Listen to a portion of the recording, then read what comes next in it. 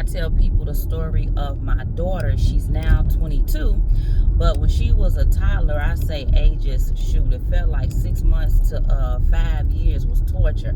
And I tell this story about how her behavior would just be all over the place. No matter what I did, I just couldn't wrangle her in.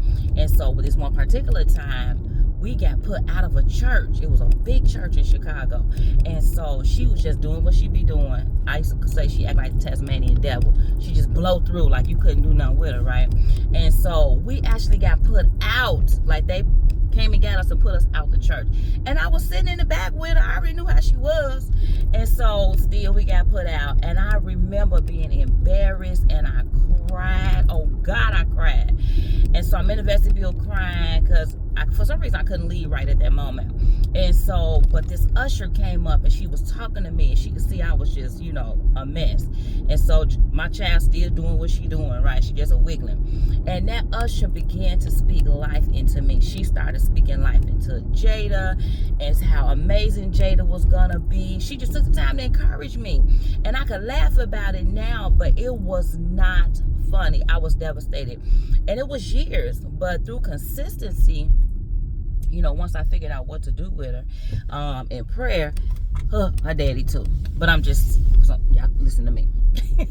Through consistency, I was able to see a difference in her. And it's like something at 6 years old, about 5.5, 6 years old, it just switched in her. Like this kid that she was, she no longer was, right?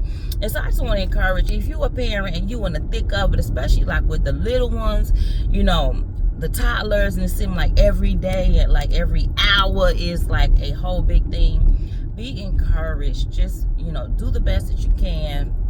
Make sure you have support. Be patient with yourself and your child. Give both of y'all grace. You know what I'm saying? Go through your days with God. I always say that. And go through your days with grace for yourself and your child. Because it's not going to be like that always. First of all, they're going to get older.